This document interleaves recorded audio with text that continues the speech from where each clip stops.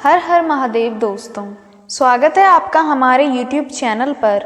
आज की वीडियो में हम सुनेंगे शिव महापुराण श्री रुद्र संहिता पंचम खंड का 22वां अध्याय शिव जलंधर युद्ध।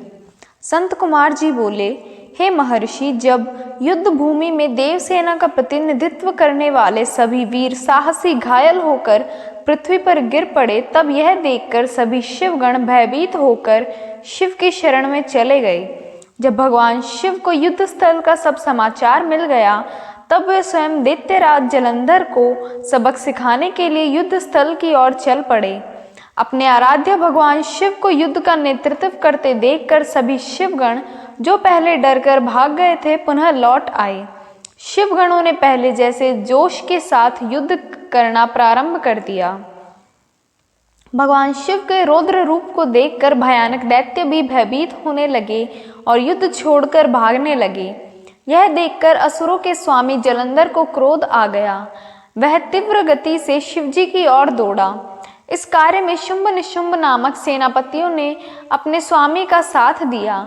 यह देखकर भगवान शिव ने प्रत्युत्तर देते हुए जलंधर के बाणों को काट दिया। वे अपने धनुष के बाणों की वर्षा करने लगे। उन्होंने कई दैत्यों को फरसे से काट दिया। बलाहक और धमंस जैसे भयानक राक्षसों को पल भर में मार गिराया। शिवजी का वाहन बैल भी अपने सींगों के प्रहारों से सबको घायल करने लगा। तब यह देखकर जलंधर अपने सैनिकों को समझाने लगा कि वे ना डरें और युद्ध करते रहें, पर दैत्य सेना भगवान शिव से युद्ध करने को तैयार ही नहीं हो रही थी।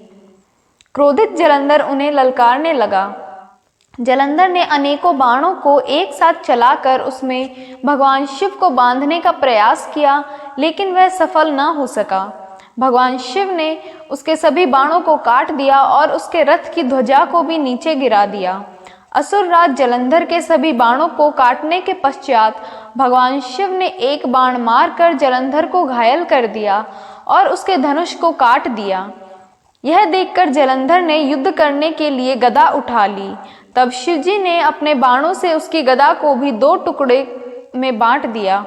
यह सब देखकर दैत्यराज जलंधर यह जान गया कि त्रिलोकनाथ भगवान शिव उससे अधिक बलवान हैं और उन्हें युद्ध में पराजित कर पाना उसके लिए मुश्किल है।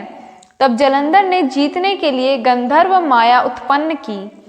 वहां उस युद्ध स्थल पर हजारों की संख्या में गंधर्व और अप्सराओं के गण उत्पन्न हो गए और वहां नृत्य करने लगे। वहां मधुर संगीत बजने लगा। यह सब देखकर सभी देवसेना और सैनिक मोहित हो गए और युद्ध को भूलकर नृत्य और गाना बजाना देखने में मग्न हो गए। इधर देवाधिदेव भगवान शिव भी गंधर्व माया से मोहित होकर नृत्य देखने लगे।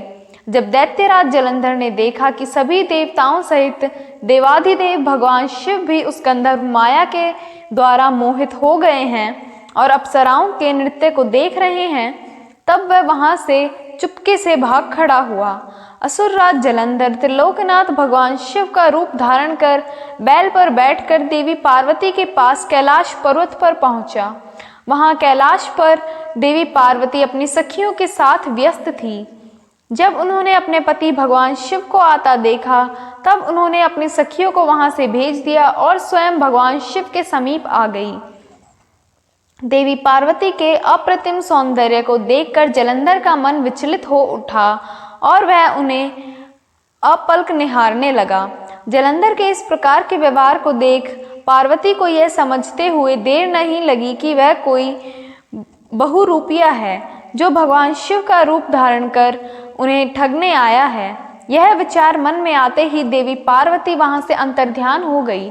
तब वे एक अन्य स्थान पर पहुंची और उन्होंने भगवान श्री हरि विष्णु का स्मरण करके उन्हें वहां बुलाया। विष्णु जी ने वहां पहुंचकर देवी को नमस्कार किया और उनसे प्रश्न किया कि क्या आप जलंधर के इस कार्य को जानते हैं। देवी पार्वती के इस प्रश्न को सुनकर श्री विष्णु ने हाथ जोड़ लिए और बोले, हे माता, आपकी क्या आज्ञा है, मैं उस दुष्ट को किस प्रकार का दंड दूं। तब देवी ने कहा कि आप जो उचित समझे वह करें। तब श्री हरि विष्णु जलंधर को छलने के लिए उसके नगर की ओर चल दिए। ओम नमः शिवाय।